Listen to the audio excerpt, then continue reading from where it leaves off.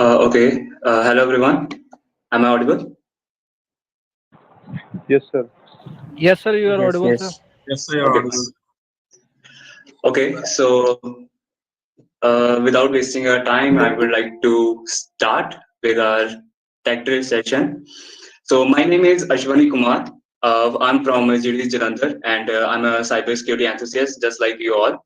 So, moving further with the tech drill. So if you are new to tech drill, so let's new learn let us know like what this tech drill is all about. So this is actually the initiative or a program by the GTG Jalandhar. So where we all community member are actually diving deep into the technologies and learning about the various technologies. Like in previously we have seen we have the session on the Firebase web and Flutter, and today we are proceeding further with the fourth session of this tech program on the cybersecurity. So this is actually the 7 days initiative in which the mentor will be discussing about from the basic to the intermediate, and then we will be following up from intermediate to advanced level. So this session will be like in the second and the fourth week of every month throughout the year. So of course, this is the very nice opportunity for all of us to learn and grow, right? So following up like with this, if you want to know more about this Tech program, you can follow this domain, and following up on the like you will be getting all the details about the tech drill and upcoming programs of the tech drill. Fine. So if you have any kind of query, if you want to get update, and if you want to know more about the our program and initiatives, you can like join the GD Jalandhar and become the member, like following up on this domain. Fine. Uh, Before proceeding further, I would like to discuss some code of conduct and the guidelines. So you need to be careful about these guidelines. At the very first point, we can see like you should be nice, respectful, constructive while interactive on the live chat or the social media. Like we have Discord server for that. Do not post anything if they are adult content, rude or offensive statement. Do not advertise or promote anything, and do not spam. Harassment of any kind is not tolerated in this event, and failing to Discord, you will be blocked from interacting on the chat. Fine. And if you see anything going inappropriate, just report to gdjalandhar at gmail.com. Fine. And following up with our TechGrill fourth session of this TechGrill program, that is the CyberSec. So there is a particular different channel for this on the Discord. So you can join the Discord server, and our mentor Bhaskar will be like taking your doubts on that particular channel only. Fine. And then next thing is your mentor, that is Bhaskar will be giving you some kind of task at the end of this 7 days program. So after 7 days, you have to complete that task. And after completing that task, you have to submit through the form, and then you will be given the certificate of completion that you can upload that on your LinkedIn profile, and you can grow your LinkedIn profile through that. So without wasting any of the time, I would like to introduce Bhaskar Kumar. He's a cybersecurity researcher.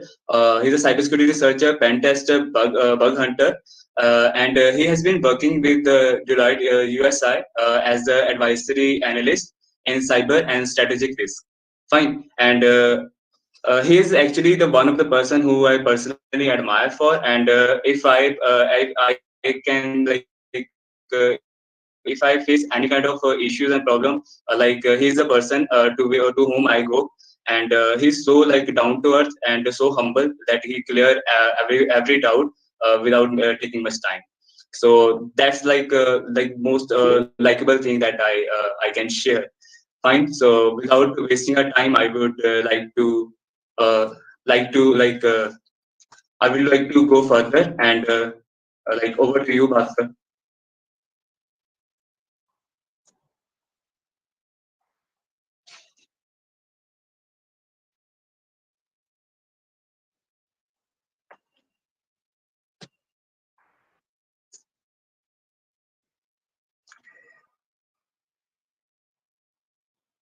Bhaskar, you are on mute.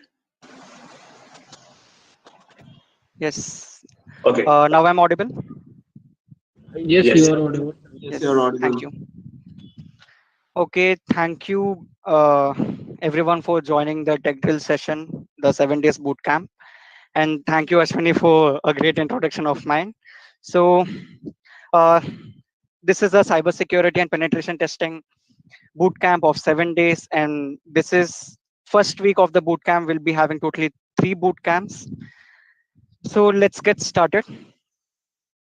So before going further, like I would like to bring this quotation to you guys, like beware and connect with care. And once you have lost your privacy, you have nothing else to lose. Like that's obvious, right? Because privacy matters a lot. We have been seeing major data breaches in many companies and many firms, many applications being like data breached and other stuffs. So why are these things happening, right? There are other firms as well who are keeping the data safe. They're following the best cybersecurity practices in the industry. So we'll be discussing about that as well. So let me introduce myself again. So I'm a cybersecurity researcher, I'm a penetration tester, bug hunter, and have been a part of GDG Jalandhar since 2017. You can connect with me in LinkedIn and Twitter as well.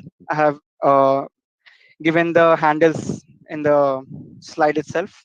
And I have been working with Deloitte USI for around a year now. Okay, so going forward, this will be the overview agenda for the 7 days. Will be sharing everything at the end of this today's session.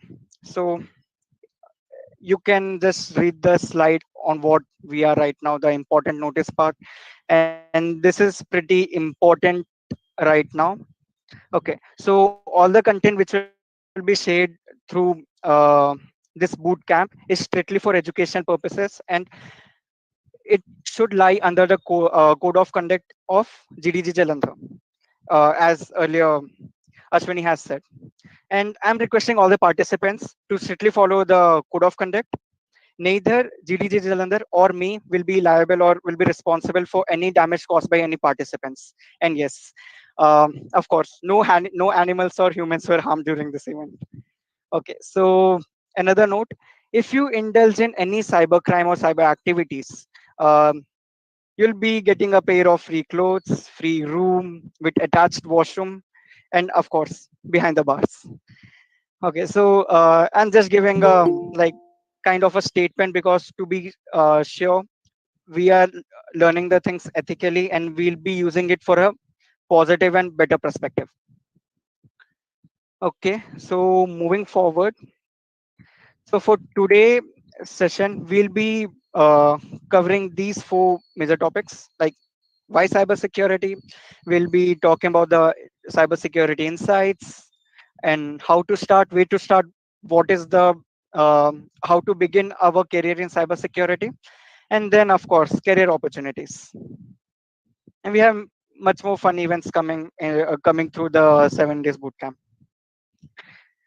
So I actually admire all of you because it is of course weekend Sunday and you are live with us learning cybersecurity. So basically, why cybersecurity? So as I've said earlier, like many firms uh, did go through data breaches, they go through many malwares. We have heard in late 2017 and 18 that WannaCry ransomware was all over the world. It was infecting each and every piece. It was kind of a COVID in human. It was a COVID of digital systems, right? So similarly, we have many other spywares, ransomwares, and adwares which are going throughout the internet. We may never know when we will be infected, right? So awareness is very important and essential. I've seen that many of you guys are from the first year of your academics, and some of you are also working professionals. So I'll be taking the event from a basic level to a intermediate level so that each and every audience and each and every participants will be with us on the same pace. So talking about cybersecurity, how important is our personally identifiable information or personal health information, right? So because we are in a pandemic era right now, health information is very critical and crucial, and also our PII, obviously. So we have been coming up with these terms like data breaches. We have been listening these things from many firms, majorly from health industries, from IT companies and non-IT companies as well, from some banking websites as well, that this amount of this amount of money has been stolen, or this amount of data breach, 500 millions of data has been um, like lost and uploaded in the deep web or darknet, etc. So to mitigate these things, right? Because we cannot directly point out that yes, this is the firm, and something has happened inside it, and they are not liable for it. For the cybersecurity context, in terms of organization as well as personnel, we have to be aware and we have to be hardening our skills as well as our systems. So yeah, as it is written, getting hacked won't only cost your information, but it'll even harm your assets of your organization's confidentiality. Data breaches sometimes leak your critical information. So sometimes, I'm pretty sure you guys must have seen these things like that. So and so company, like some wallet or something else like that, have uh, had a major data breach or something like that, and you remember that yes, you were also a part of that application, and you simply don't care that okay, it was it is gone along with 500 million others. So that's not a big deal for me. If my data is over there, even 499 million others data is also over there, right? So this is not a good thing to like always think upon. Try to use as low as like 2 to 3 applications if you really need them. If you don't need them, just approach the company and just simply ask them to delete your data. Each and every company have their own standards, right? And yes, parallelly, um, we are in a digital revolution. There was industrial revolution, and we have come a long way from Silicon Valley time, and now we are in digital revolution. And this digital revolution won't be a success if our digital assets are not kept safe or not secure.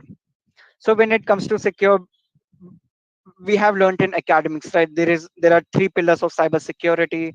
We have confidentiality, integrity, and availability, right? So these three pillars will always stand as a pillars for each and everything. Coming forward, let's talk about insights. Insights as in what exactly do we do in cybersecurity, right? Okay, so I have been learning cybersecurity since maybe like 3 to 4 years now, and I've been working on like freelance projects, and then now I'm a full-time employee. I keep hunting for vulnerabilities and issues, flaws, etc. So let's understand what is the future in cybersecurity. So the first thing is CTFs. As a student, specifically for students, even for professionals, everyone can follow this. So for students, we have CTFs. CTFs stands for capture the flag, and it is kind of a game. Uh, just we can take an example. When we were in our childhood, we used to play a game, right? Like I chase my friends, and then I catch him. He's out, like that, right? In Hindi and in English, we say like pakram pakrai or something else like that.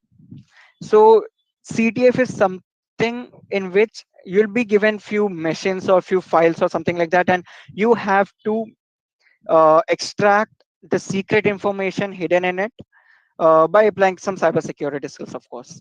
And then bug hunting. Bug hunting is another thing like within cybersecurity. See, cybersecurity is a huge topic. So these are few major things in which I'm correlating it with penetration testing, right? So bug hunting is something, for example, we have a production based environment.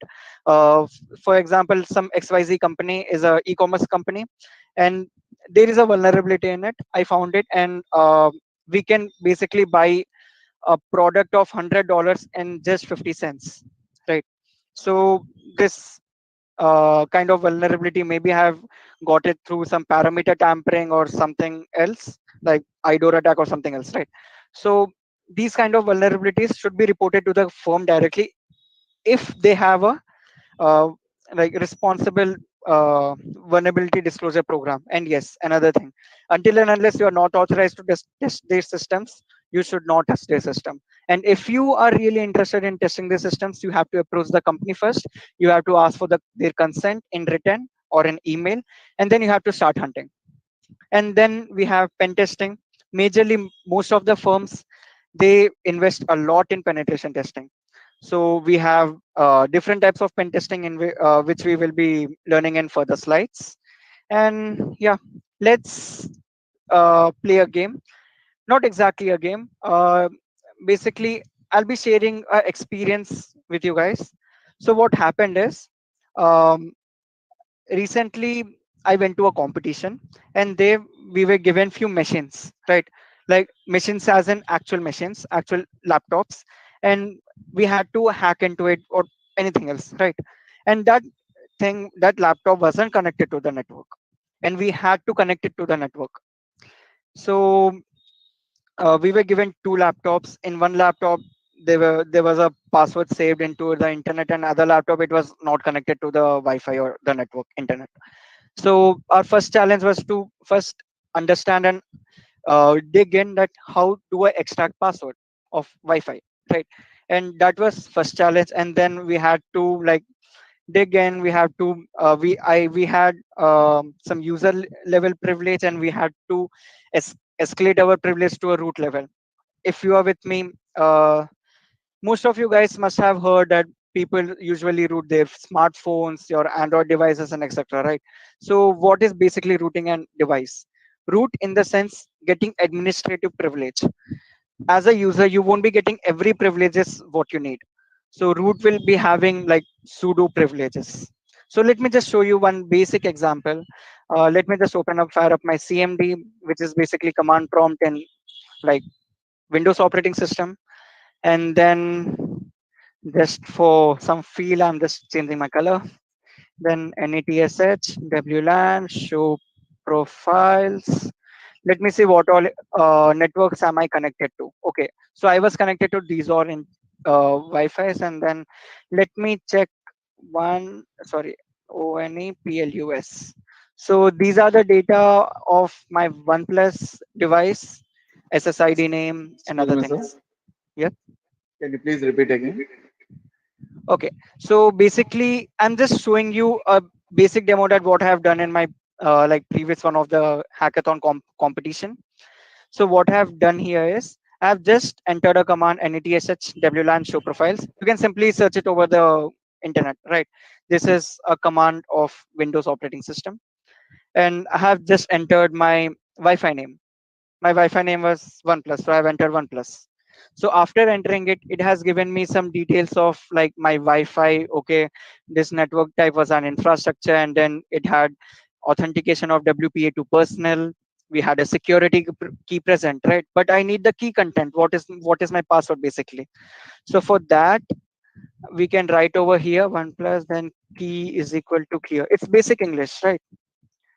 So you can see over here the key content. This was actually the password of the Wi-Fi, right? So this is a flag, and you can submit this flag in order to get points. So like these, we had various challenges. I know these things won't be making much of sense right now, but just stay along with me. We'll be learning more, right? We'll be doing hands-on as well as we'll be clearing all the concepts which is needed to be really good at cybersecurity, specifically in the field of CTS, bug hunting, and pen testing. Because when it comes to cybersecurity, we also have security auditing. We have like operating system infrastructure debugging and everything. We have web application security. We have Android security, and many more. So it's a pretty huge domain, we can say. Okay, so let's talk about business, because at the end, whatever we do, whatever we aim for, and then we will land up in some firm, right? Or else some people will be planning for their own startup.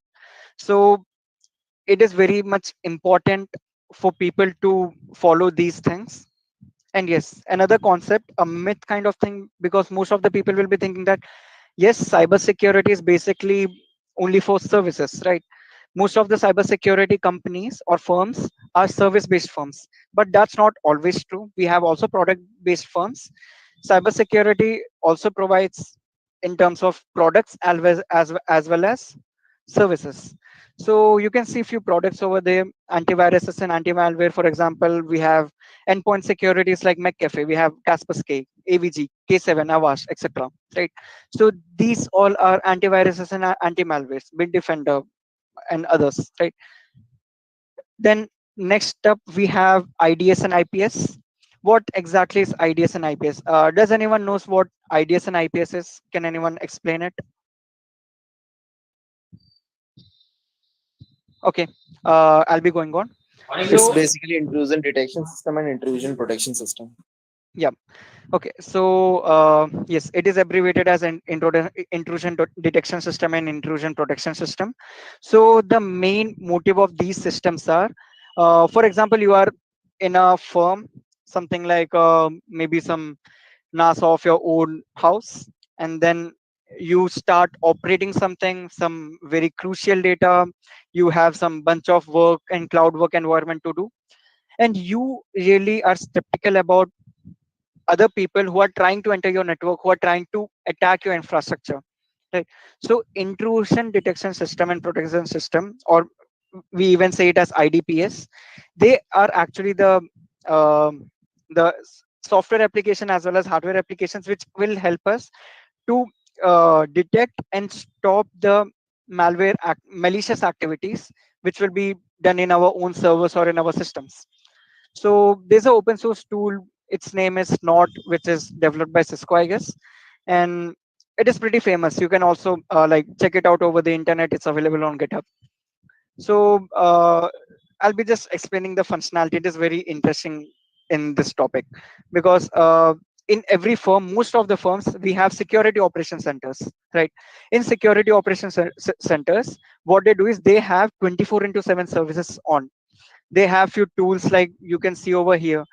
We have Splunk, we have QRadar, Nessus, Aquanetics, Veraco, Nesvagada, right? We have Splunk, Jira, QRadar, and etc. These all are the application which will be installed in a security operations center, and then they'll be monitoring the screens. In movies usually we see, right, there are a lot of big screens in front of you, and then some green colors, some random code just keeps on moving, people keep hacking, right?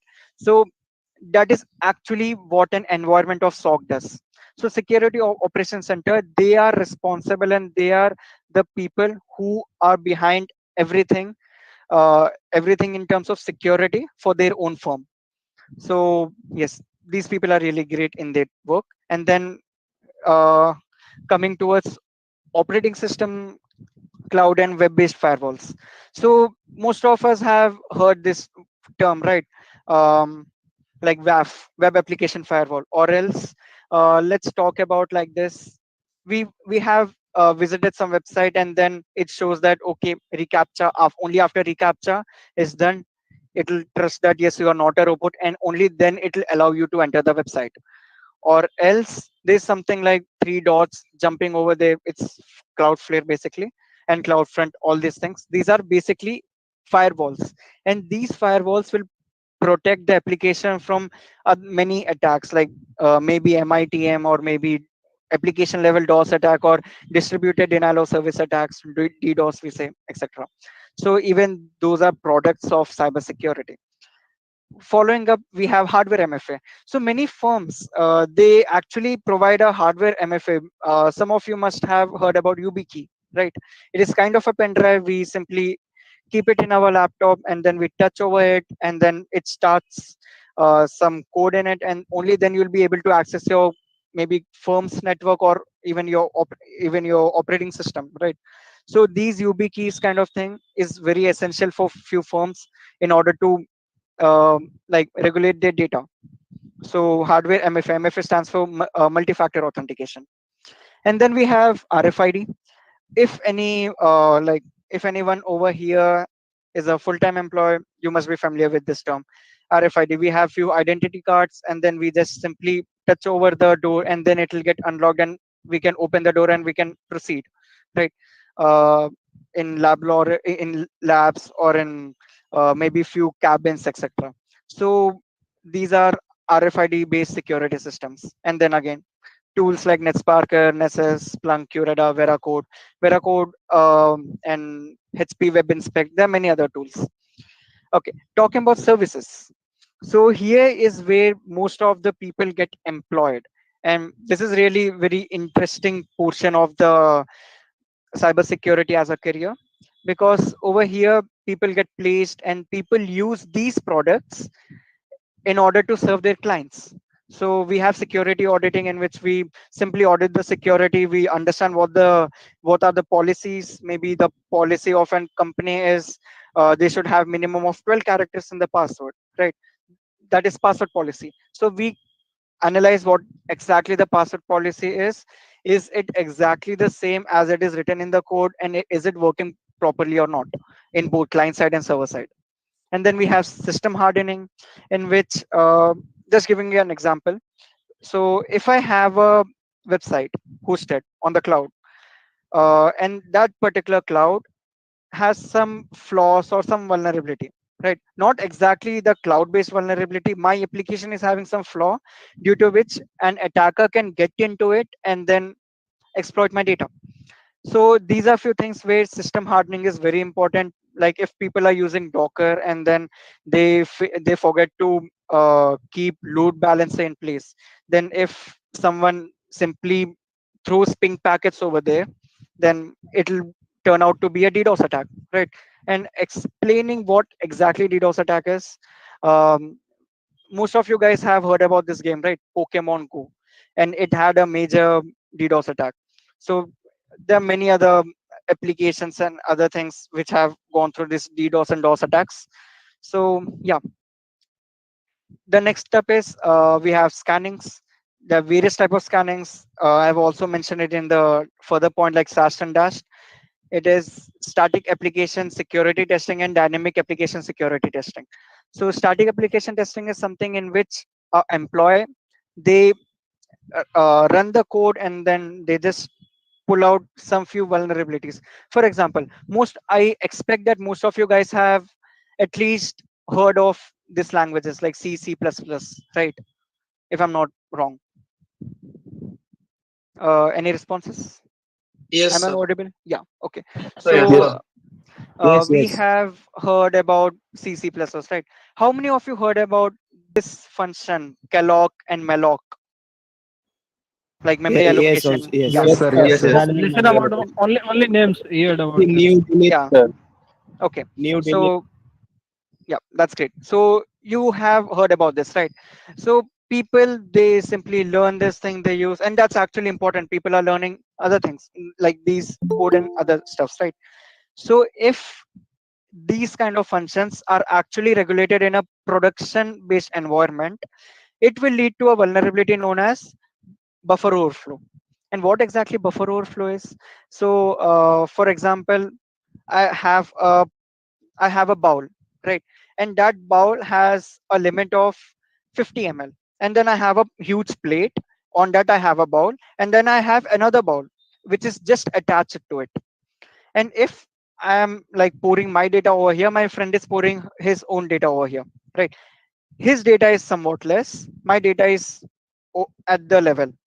In languages, we first define our like character length or the array length, like that, right? And if that gets exceeded, it should throw an error. But buffer overflow is kind of a vulnerability in which that data overflows from that own buffer unit and then goes to others memory location, and it will be able to access others data as well. Maybe some other users can access it, and then it will lead to a vulnerability in which the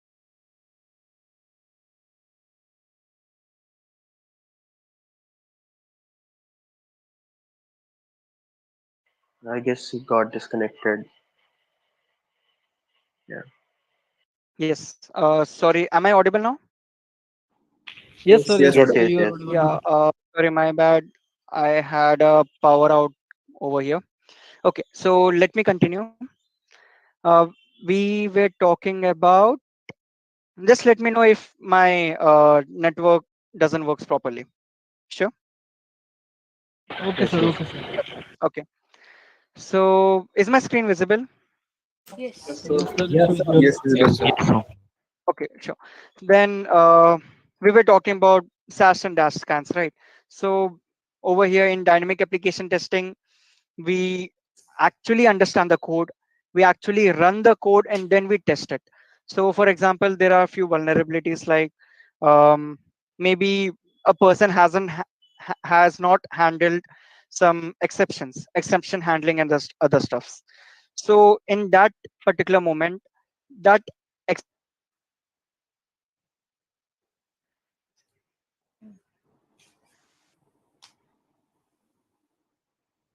that Eh, You are inaudible, sir. Not audible. Not audible, sir. He got disconnected, I not guess. audible. Sir, voice is not coming, sir.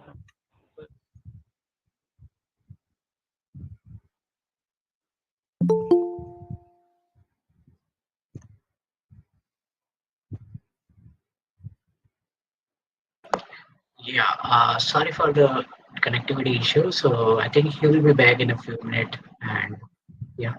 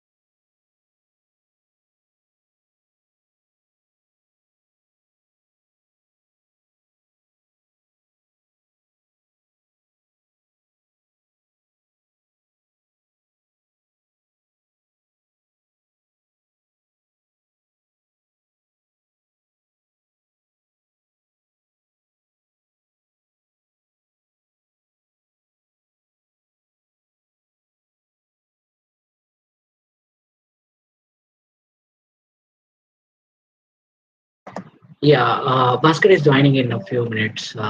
Yeah, sorry for the network connectivity issue.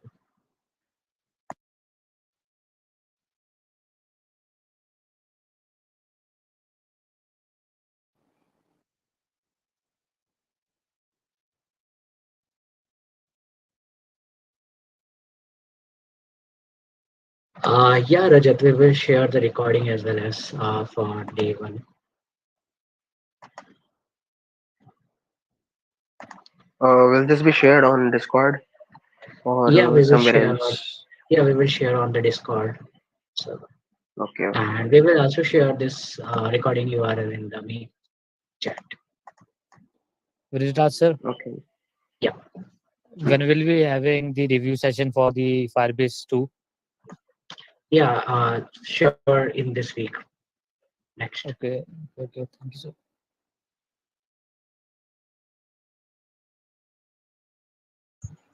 So the recordings would be shared on YouTube or Discord. Sorry.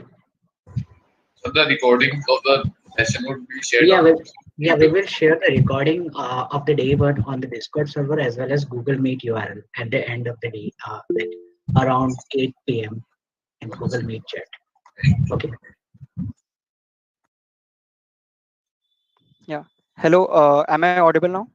Yeah, Bhaskar, Yeah, you're audible. audible. Yes, Yes, sir, sir. you're You are audible. audible. Sir, the Yes, feedback sir. form is not working. Mhm. Feedback form. So form is not working. Yeah, we'll check the feedback form. Okay. I hope my screen is visible now. Yes, visible. Okay. Yes. So let me continue. I was in SAST and DAST, right? So in dynamic application testing, we basically have a few applications. Again, in static, we simply check the code, get into source code review kind of stuffs. And when we talk about dynamic application security testing, we actually run that code, we do changes in the code, and we understand is the exception handling and the other things are working fine or not. Even that comes under a part of cybersecurity.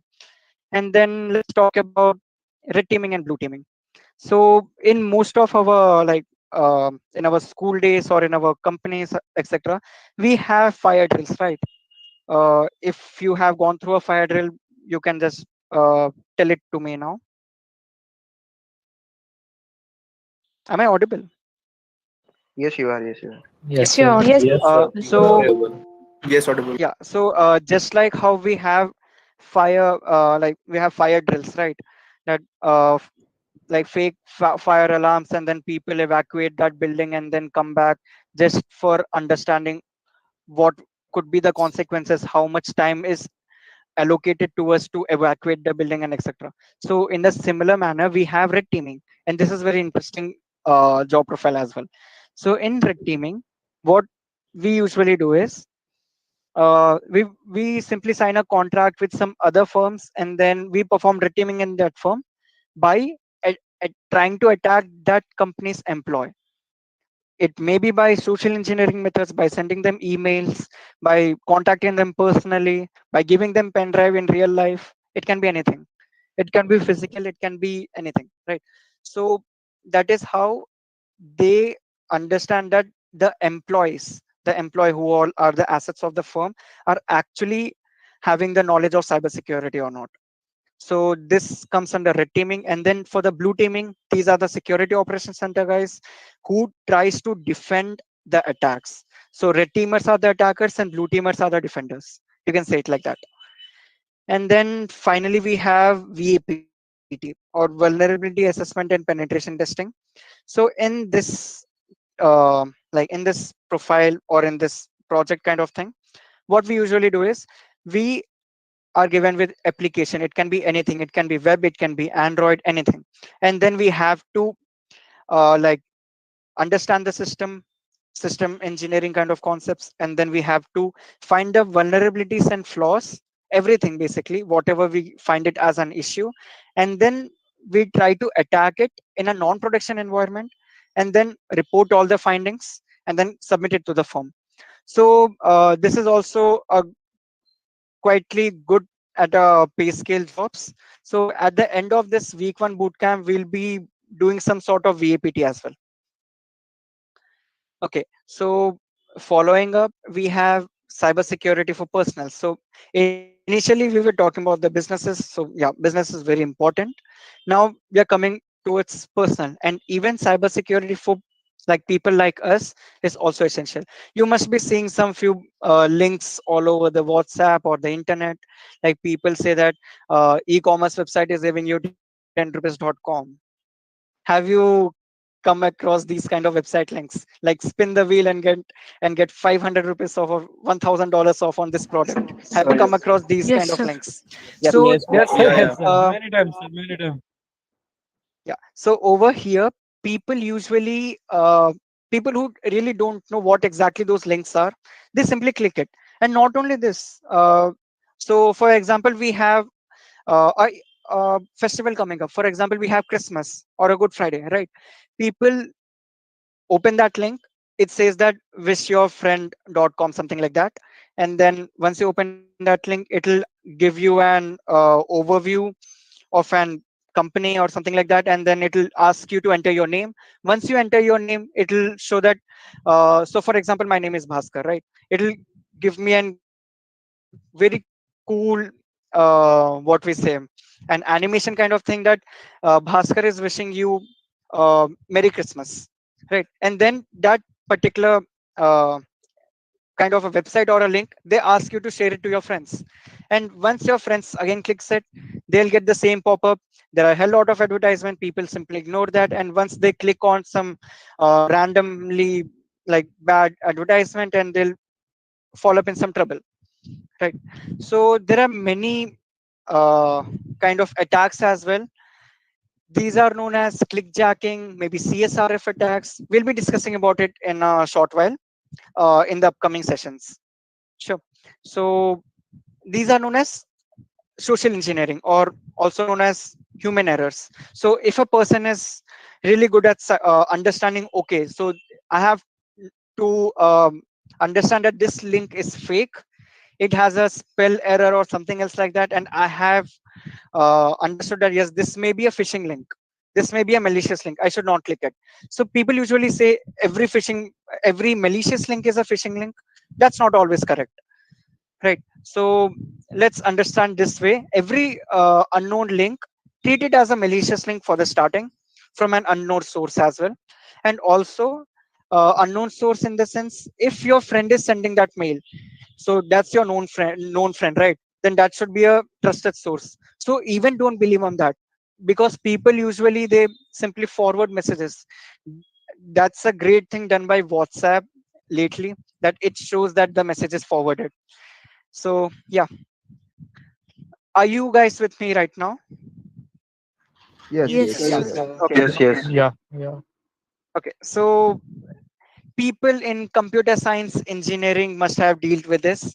Even if you're not into a cybersecurity background, you must have been seeing these things. Hey, can you hack a social media account for me?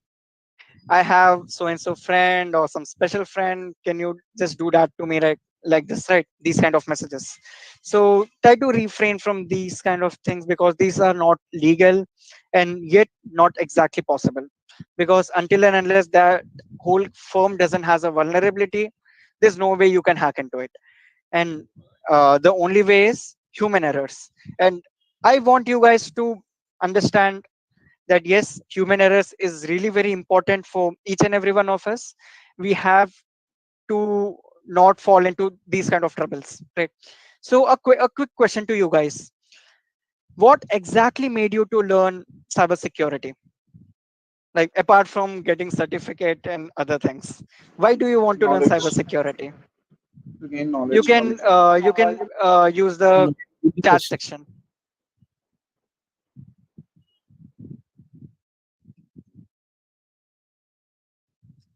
Okay, you care about your privacy, that's great. Interesting in hacking world, personal interest, protecting ourselves from the attacks, securing my account. Okay, for securing your account, you can simply use MFA and then understand how things actually work. My best friend keeps on saying, क्या CS engineering बनेगा रे तू अगर एक FB account hack नहीं कर पाता. Okay, okay. So let's come back to the presentation, and yep. So we have time right now, right? Okay. So how to start, basically, right? So before explaining how exactly to start, just a minute, let me just check whether my broadband connectivity is okay. So how to start? First, I would like to share my experience. I was into just let me like turn on my video. Yep. Yes. So yeah, so people usually ask me, how did you start, and what are the problems which you were facing and which you are facing currently. So for this, like, people always keep on asking where to start and how to start. I just simply say, just simply start whatever you have right now. So for example, now you have your academics. So for the students, I'm saying, you have your academics, right? Each and every subject which you will be learning, in some way or the other, it will be helping you in cybersecurity, because cybersecurity is a place where you should have a knowledge of, like, almost all the domains as possible. Even in iOS, even in Android web, the more knowledge you have, the better cybersecurity researcher you are. It's directly proportional. Okay. And for the people who are already into, like, professional life, who are already working with the firm, serving the clients, serving the customers, so for them, it's something like, you all already have knowledge on a basic knowledge on cybersecurity, right? So let's do this way. Start some CTF practice, start some like understanding on how exactly development works. Try developing few applications, maybe Android application, web application, try to host them, try to make it into a production environment. And that is how you will understand. This is also my recommendation for all the students. This will help you to understand what are the efforts taken by a developer, and what is the mindset of a developer while developing an application. What will they miss during development of an application, and you can like grasp that, but that small part of it, and you can use it, you can understand that part, and maybe you'll be finding a vulnerability, right? Okay, so for the starters, you can go through concepts of computer networking. It is very essential, because if you are not good at networks, you won't be able to like host the application, you won't be able to do basic reconnaissance or information gathering, we say in a layman term. And yes, computer networks, and then learn few languages.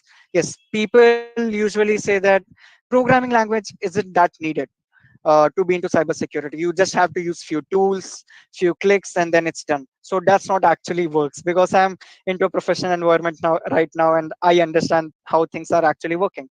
So you should be good at programming and scripting as well. The better you are, the better hacker you will be. Okay, so talking about languages, I personally prefer like C++ is basic. If you know it, that's pretty good. And if you have knowledge of Python, if you have knowledge of JavaScript, that will be much better, because most of the web applications and other applications as well runs on JavaScript. People are even using machine learning and other concepts like AR, and maybe some corroborating some data sets, developing Android application in JavaScript. Okay, so we have Python for scripting. Again, we can develop web application in Python as well using Django. There are many other things. So you can use these two languages. I suggest them. I like them pretty much. Okay, so apart from languages, learn the concept of web, because web is the most used platform in today's era, right? Even if you see Android applications, most of the Android applications are simply a clone or a web view of an web application into an Android. People say like Android applications are like pretty much secure than web application, like that, right? So security lies everywhere.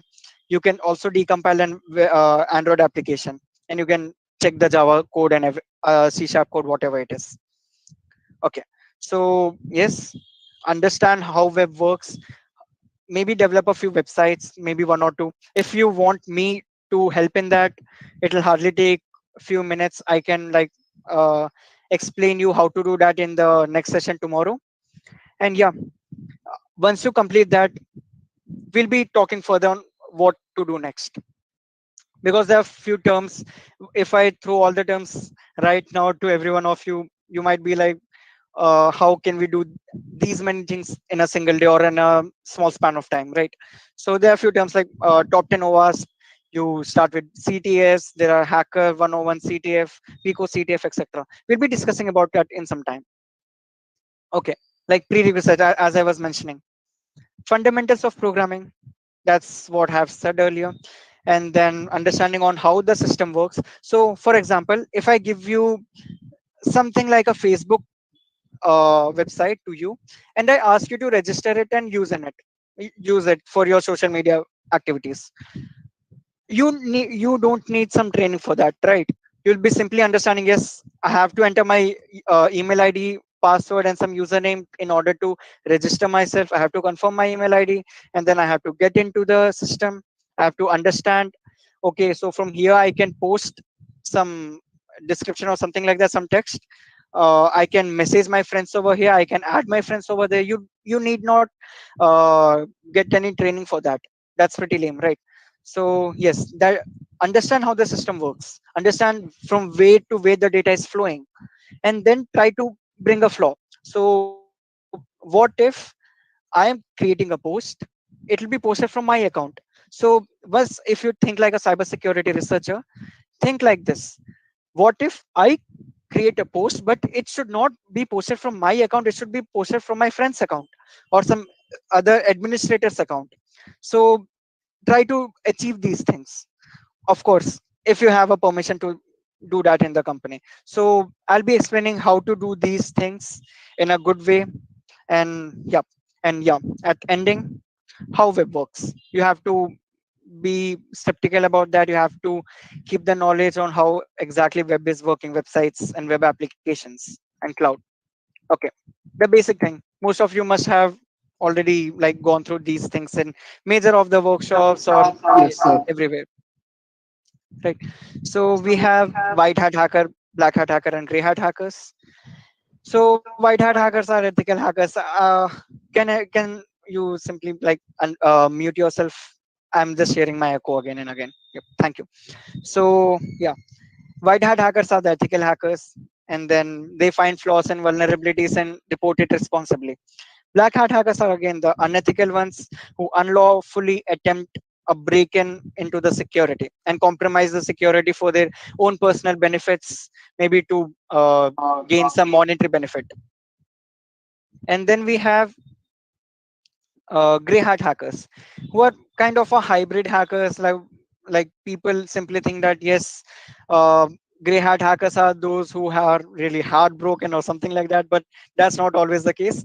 Gray hat hackers are someone who don't have a bit of bad intention, but they don't even have proper permission to attack the system, but simply they do it, right? And they keep an anonymous logo on their face and they simply reveal it to the world for the community benefits or something like that. So those are gray hat hackers, not exactly black hat. Okay, talking about types of pen testing. So here, let me just explain another thing. We are talking about types of hackers, right? Now let's talk about the penetration testers, because hackers are okay. Like people may be good, people may be bad. This is something else. But now we are talking about penetration testing, right? There are different types of pen testings. So usually, let's talk about business now. So usually, what we get to do in our office lives are, as a cybersecurity researcher or any profile, we have either white box testing, we have black box testing. You must have heard these terms in your software engineering course if you have already done, for the people who are in third year of their bachelor's. So yeah, white box testing, in which you will be given with the highest privilege, maybe the root privilege. You'll be given access to their maybe GitHub or Bitbucket or directly the source code, and you have to perform the SAST and DAST scans. We have talked about this SAST and DAST, right? In static application testing, what do? We simply understand the functions. We try to understand, yes, this will be the vulnerability and this should be stopped. If we talk about JavaScript, we should be sure that we don't use eval function. If we talk about C++, we should not use like calloc, malloc, and others to prevent like buffer overflow, right? So these are few loopholes which should be mitigated, and this is the basic work of white box penetration tester, and this is known as white box pen testing. Let's talk about black box. Black box is like my favorite thing. What we usually do is we don't get access to the code, we don't get access to the highest privilege, and I I'm just like any simple user. I try to hack into the system, get into the root privilege or find any vulnerability, or take out some data. So giving you an example, recently, I would not like to name the firm.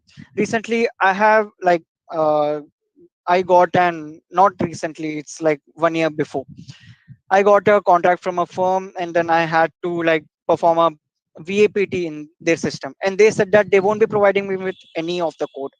So that was basically a that was basically a black box pen testing. What I had to do is I had to simply log in as a user, and then I had to try to escalate my privileges.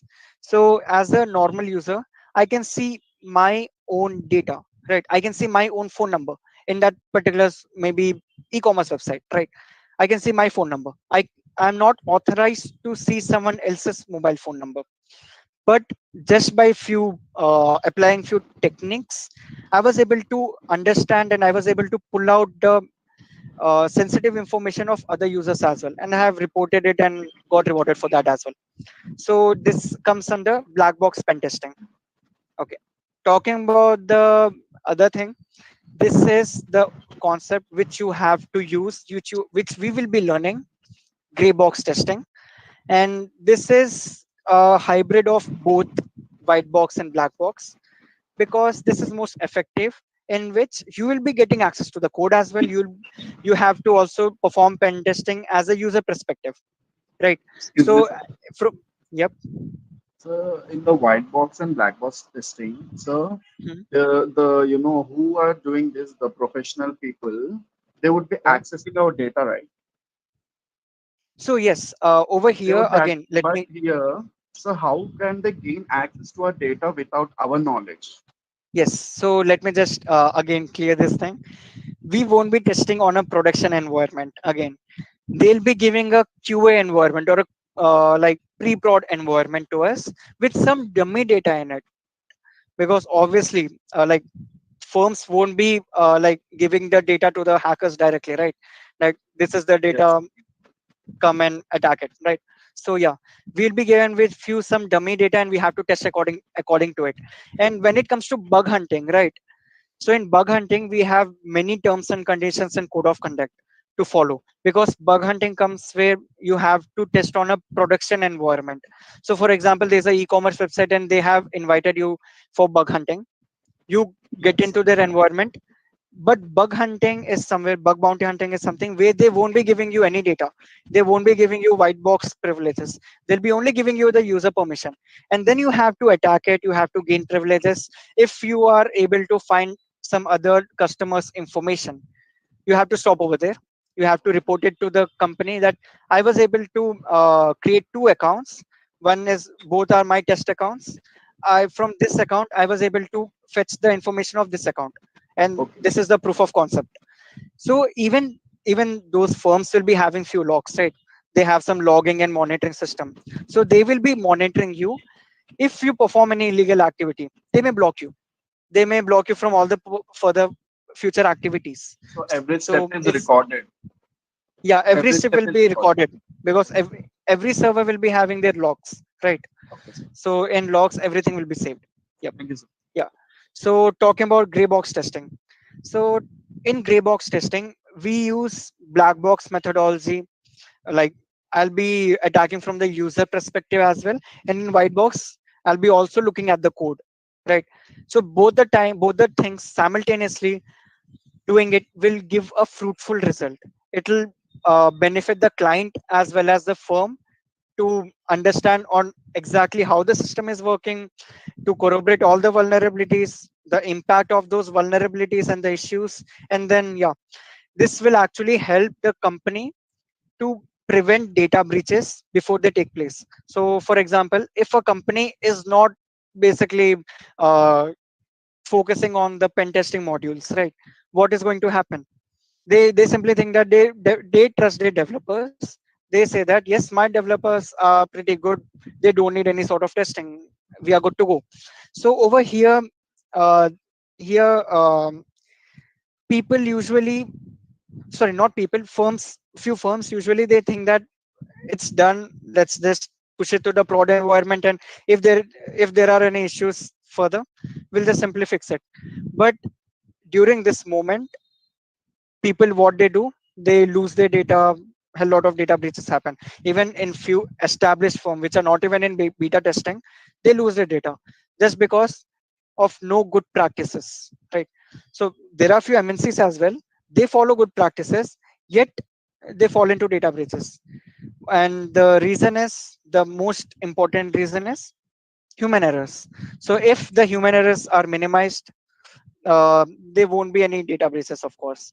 And for doing that, again the firms should be like prioritizing red teaming at the fullest. Like each and every employee should be gone through this kind of assessment in a red teaming, where they randomly they'll be receiving few emails, and if they click on that link, it'll be they'll get an pop-up that this was a phishing attempt done by our firm itself, and you have not failed, not passed in this particular assessment, so you'll be trained accordingly. And then they'll be given with a cybersecurity awareness training, and yeah, that's how companies can secure themselves from data breaches. Excuse me. Yep. Bug is nothing but a flaw in the algorithm. Am I right? So bug can be anything, right? So if it is a flaw in an algorithm, so let me give you an example. So I have an algorithm in which it is performing a login and logout functionality, right? And during login and logout, there are some few like checks which have made that okay, username should be like this, password should be like this, and everything. But an user was able to inject a SQL injection malicious code into my own system, into the web application, and he got access to the root privileges. Right. So that is a bug in the code which was not handled properly. The data sanitization was not done at the server end. So that is a bug, which indirectly led to a flaw of a vulnerability, which is SQL injection. Yes. So, but if there's a flaw in an algorithm, for suppose there's a bug in an algorithm, doesn't the algorithm, sir, rectify it automatically? I mean, it shows in a C. Let us take an example of a C language, sir. We Yeah, write a I program, got we it. write an yes, sir, Yeah, algorithm. It yeah, just I shows got an it. error. So you're talking about the like compile time errors or the Yes, runtime errors, something like that, right? So yes, here I'm talking about business logic flaws, not the runtime errors, because these things they simply directly handle themselves, right? But for example, you simply made a if else statement in which if data is matched from if user you are hard coding the values over here. If username is this and password is this from the user, simply log in into the system, else log him out, or don't give him privileges. You simply made this basic statement, right? So over here, you have connected with the database and everything is working fine. In upcoming modules, in upcoming time, I'll be explaining you how SQL injection works. And over there, even though if that particular data is not saved in the database, right, I'll be showing you the database as well, that in the database these are the fields, these are the usernames and passwords, and only with these username and password you can log in, right? But even though that particular field is not present, I'll be able to log in just by using some SQL injection payload. I'll be explaining that as well. So these things won't be understandable by the compiler. It should be done by the what we said, by the developer. Um, He has to handle other things. Yep. Hello. Yes. So basically, like we have missed some cases in the algorithm, right? Yeah. Which can be exploited to login, right? Like Mhm. that's what you are trying to explain, right? Hmm. Like whatever business logic that we have written, we might have the coder might have missed a few cases. Like let's say he forgot one check, and the Yes. hacker can exploit that to enter the system, right? Yes. Yep. Okay. So yeah, I'll be giving few examples as well, like simulated real life examples in which you'll be getting a better understanding of it. Okay. So relationship between developer and a cybersecurity professional. Like most of the people think it this way, right? So developer builds something and then cybersecurity professional simply attacks it, and then there's a chaos between both of them.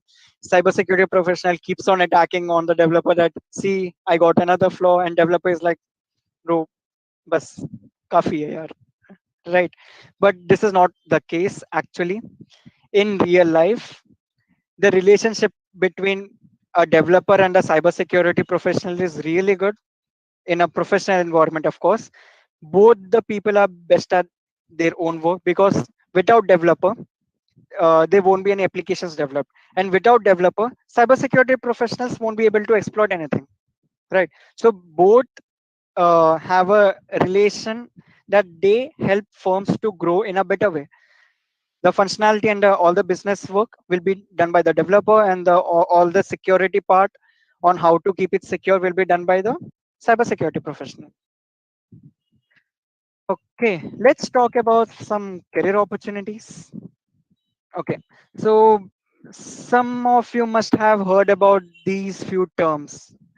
If you have heard about it, you can like turn on your mic and say something about it, like NIST or GDRP, if anyone of you might have heard about it. so no, No sir. one? Okay, sure. So recently, even in No, India, sir. people are saying that we should have a strict data policy law, other things, right? So actually, in India, we already have a data policy law, which is PDPB. It is Personal Data Protection Bill by Indian government. It was released in 2017, and yes, it should be more rigid and more tightened. Uh, like we all know, right? Okay, talking about other things. CIS benchmark. What exactly CIS benchmark is? It is Center of Information Security benchmarks, in which they create a set of rules and regulations which a firm should follow in order to be in safe hands, right? So for example, let me give you an example. So for example, I'm a CEO, right? Sorry, I'm a manager, right? I have few employees along with me, and I'm working on a project. I have built a good web application, it's working fine, and I doubt that one of my employee may have, like, all of them have access to the web applications backend. Like, I doubt that maybe one person will be able to, like, get into the database. Maybe he will be leaking something or something like that, right? There'll always be a thought of trust, because you are dealing with the businesses. So over here, if you follow CIS benchmark very thoroughly, even that security flaw will be mitigated. Because so for example, we have root user, and then below root user we have IAM users.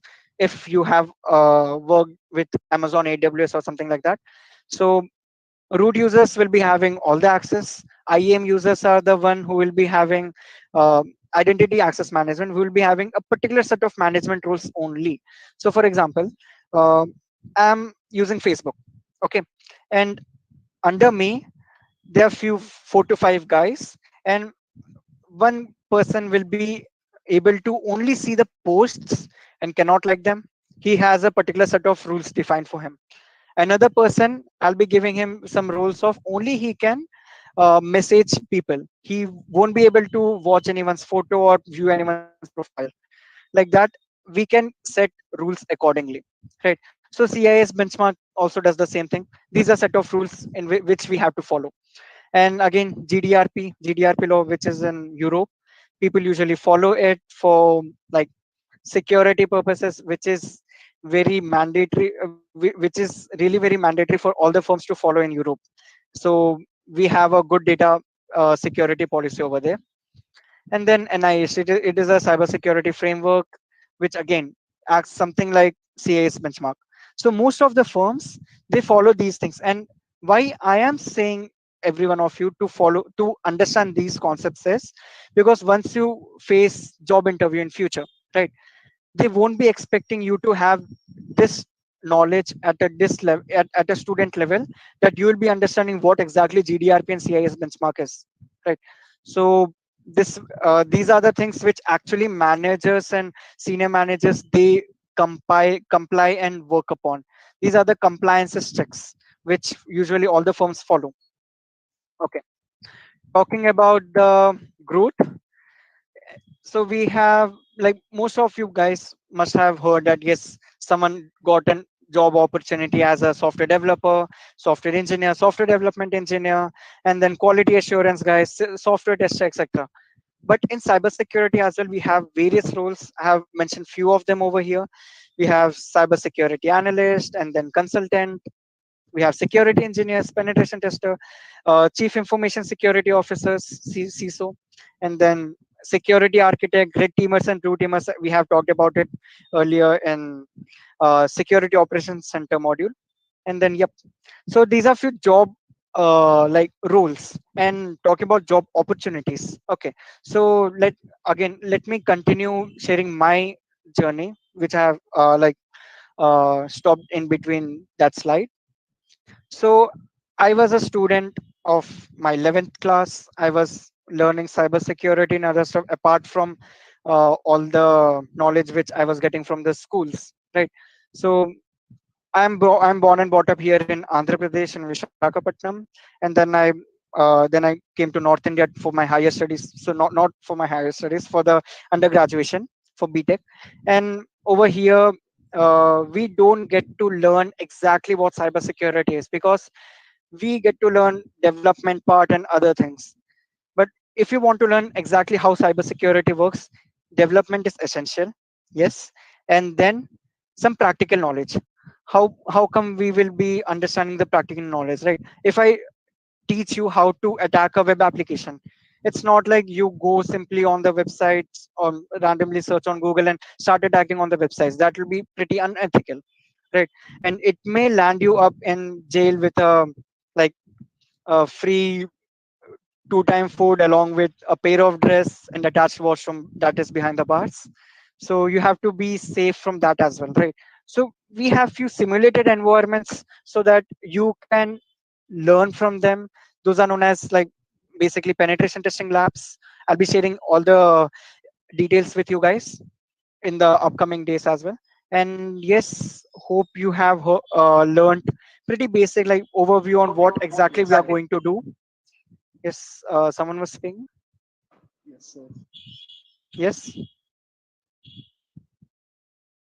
Okay, let me continue. So we'll be learning all the topics which I have mentioned earlier. Let me just again come back to that slide. Okay, so okay, let me just correct it. Yep. So today was the day of insights on cybersecurity, right? So later on we'll be learning about prerequisites, what all are actually needed in order for you guys to start your career in cybersecurity, and understanding how actually cybercrime occurs and how to mitigate them. Then important concepts, and you'll be understanding the essential parts of cybersecurity, and then penetration testing, which is a level up of cybersecurity, and then we'll be having hands-on practice on cybersecurity and a wrap up of week one. So it'll be pretty interesting week. We'll be also going with some hands-on sessions as well, in which you guys will be also performing the same thing which I'll be performing over here, right? So it'll be a interaction between both of us, and it'll be a fruitful overall experience. Okay, Hello. so let me, yeah. Sir, actually, my question is let's keep theoretical knowledge aside. But what Okay, courses do you recommend to start with the practical knowledge, like for the hacking? okay, so for now, let's stick to the boot camp as of now, right? Okay. Because the courses which are available in the market are not exactly affordable, right? First thing first, it is not exactly affordable. And another thing, you will have to pay a lot of amounts, a lot of bucks, and they won't be giving you a commitment that if you pay, like you'll be able to master in it, right? So the basic things which are to be done will be covered over here. And because the main reason behind the whole boot camp is because for example, we have a dam, right? And there's a small hole in it, water starts coming, and that hole eventually, if there's a hole, eventually that hole breaks down and the whole water is allowed to pass through it, right? So I'm trying to build a hole in your like barrier, so that you can start exploring things on your own and then upskill yourself. Because I personally, I did not get into huge amount of paid trainings, and I did not go through these things, right? It was all along with the experience, along with the development experience, along with the community which I have built myself. So I would like to give the same and pass it to you guys. Sure. So yeah, we have few certification programs as well. Like you guys can go through like OSCP. We have Offensive Security Certified Professionals. We have Certified Ethical Hackers by EC Council. We have CRTPs, pen testing labs, etc. So apart from doing these things, you can also get good knowledge from free resources as well. We'll be sharing everything in upcoming days. Okay. So any other doubts regarding any career opportunities? So, no, sir. Thank you. Anyone else?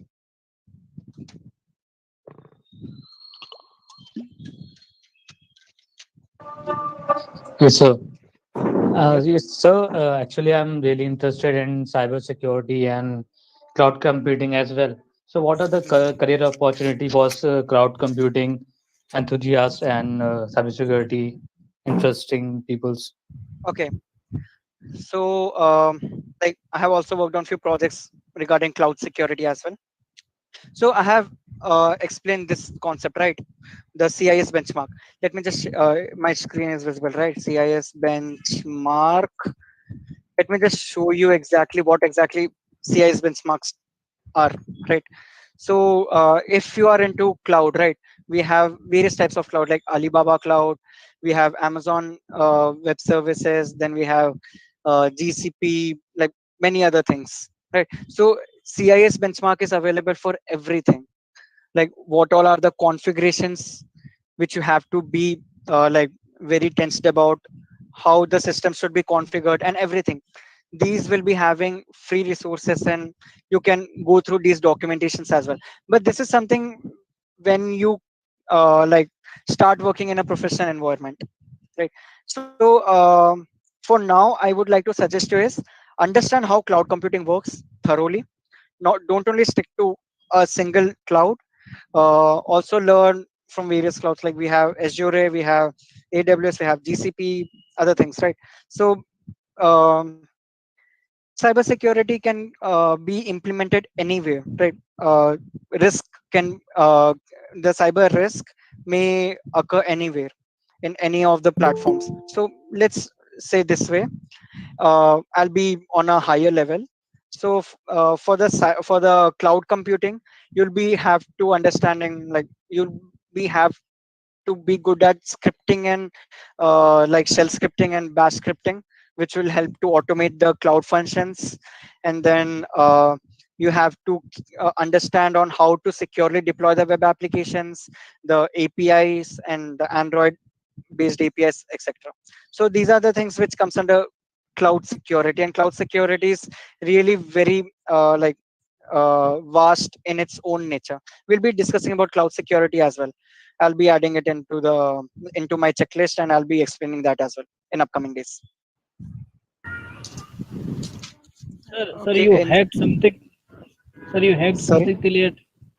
Sir, you hacked something till yet. That is illegal. Uh, okay. So I haven't done any illegal things as of now, and I don't plan to do anything yet. Right.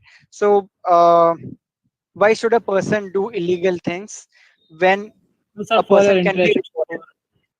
Even for the interest part, you can do it ethically, right?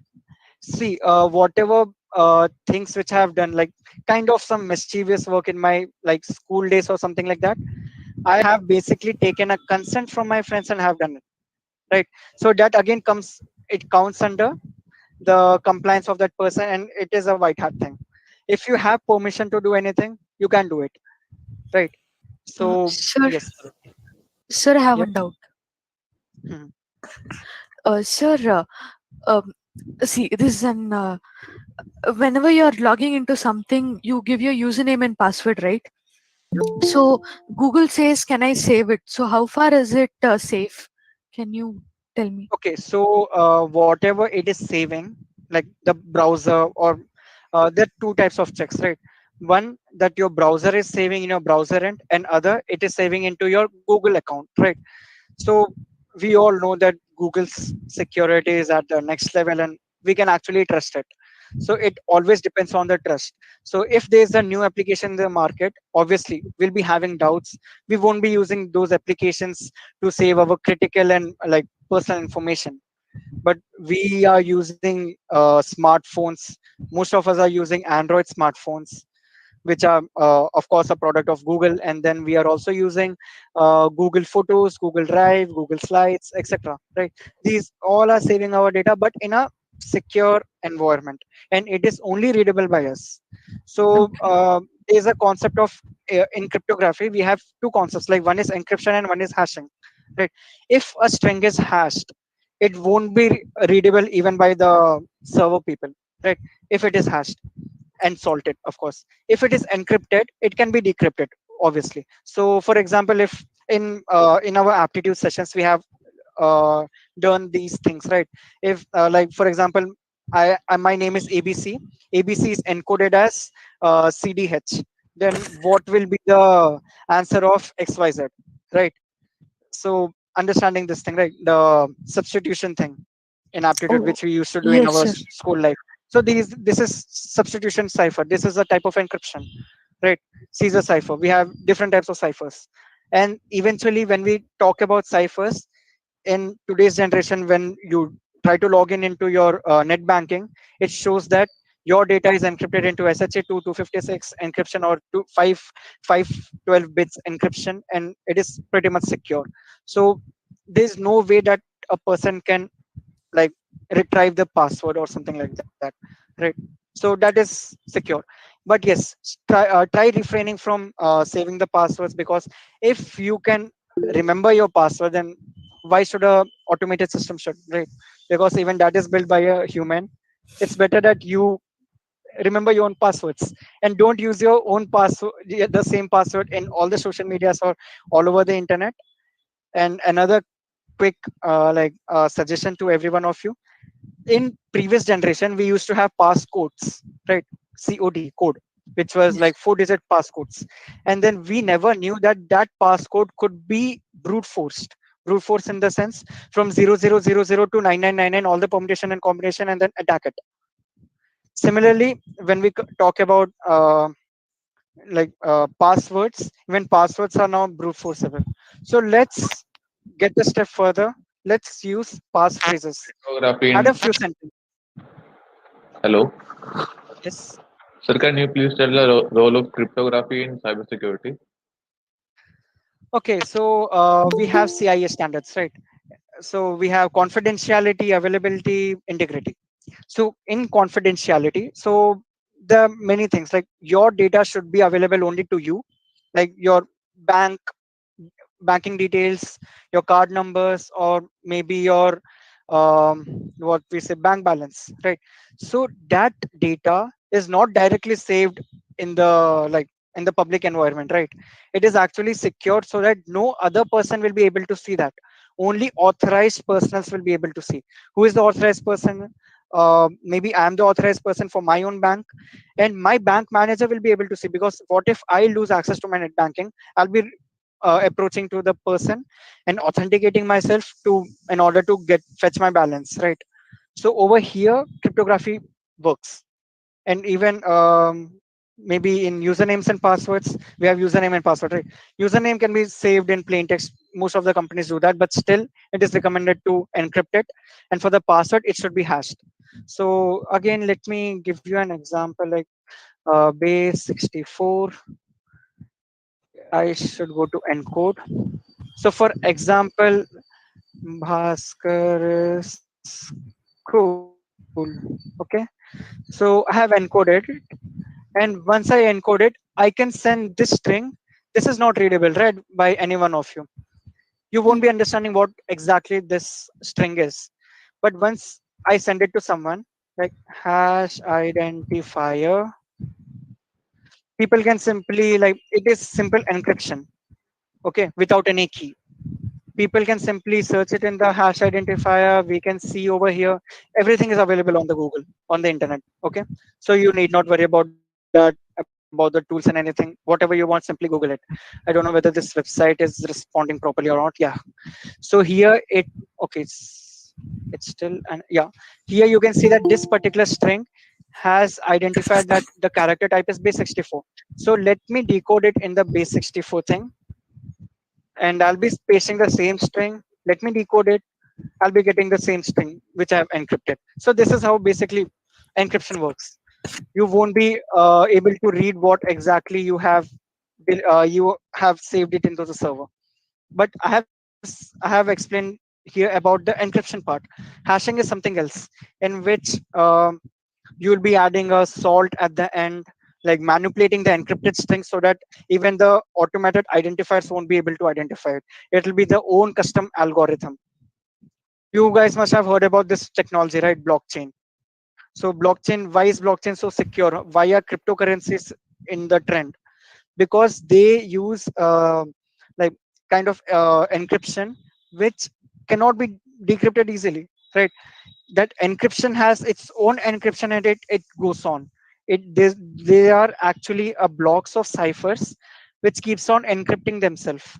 They don't convert into a plain text. So that is how blockchain works, and it is secure. Yep. Any other doubts if you have? So many website ask for cookies. Is it safe to use cookies? allow cookies for that website? Okay, so for the cookies, right? So cookies basically they're saving something in your browser, and if they're saving something in your browser, they should take your consent. That is a basic law. So that is why they take our consent to save their cookies in our browsers. So, guys, I guess we are up of an hour right now. Uh, we can do is we can simply join the Discord server. Discord server will be shared by the organizers in the chat window, and also you must have received an email regarding it. So you can just stay connected over there. If you have any doubts, we'll be connecting in the Discord server.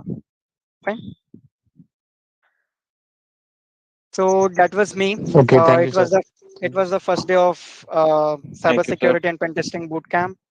Uh, it was great having you guys. Amazing audience. Yep. Thank you. Thanks a lot.